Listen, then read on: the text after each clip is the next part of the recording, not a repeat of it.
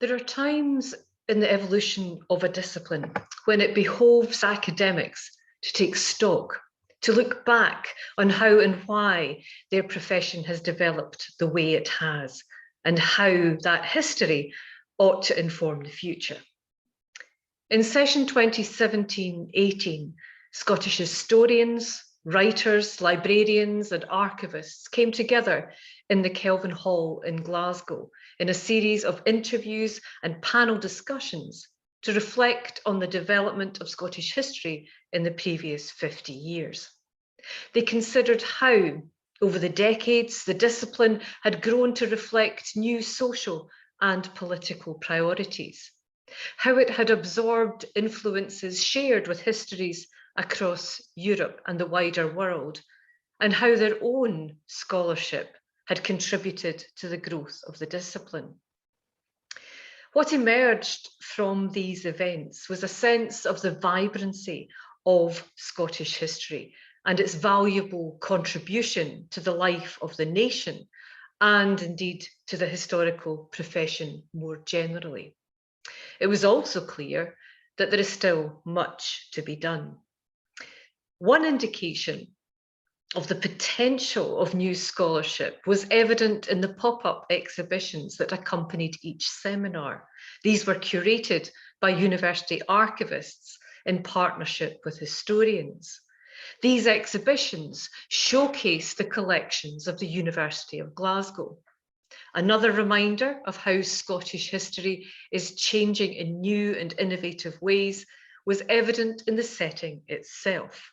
The Kelvin Hall houses both university and civic collections and brings together expertise in archives and material culture.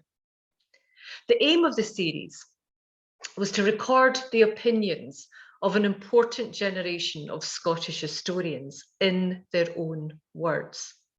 For previous generations, we have letters and archives on which we can rely. But what will we have to reflect the views of the internet and email generation? This was our attempt to make sure that not just histories are preserved, but also the views of historians and writers, and indeed the thoughts of those who ensure that archives and libraries continue to ground the work of subsequent generations. There are 11 videos to view in the university's archives and special collections. These are accompanied by full transcripts, biographical information on each of the contributors, and select bibliographies of their published works.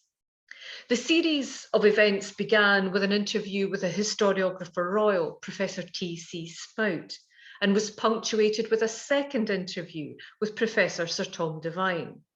The panel events themselves initially followed a largely chronological direction, addressing medieval history, the early modern period, the 18th century and modern history, before turning to more thematic concerns. Highland history, gender history, the empire and the diaspora, Scottish history's relationship with literature, and Scotland's libraries and archives.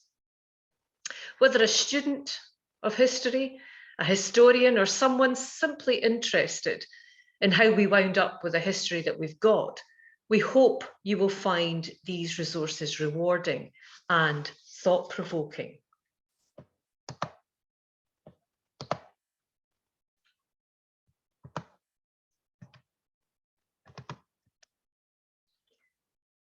The series was organised by myself, Catriona Macdonald, and Dr. Stephen Mullen. But it would not have been successful without the support of the postgraduate interns of the Centre for Scottish and Celtic Studies, now Doctors Julie Holder, Jamie Kelly and Andrew Lind, or without the video skills of Nigel Hutchins, David Collins and the Learning Materials Development team. We also relied greatly on the archival skills of Emma Yan and Catherine Roper-Colbeck. We would also like to acknowledge the invaluable funding from the Chancellor's Fund, the Andrew Tannehill Fund, Glasgow University Archives and Special Collections, the Hunterian Museum and Scottish Literature.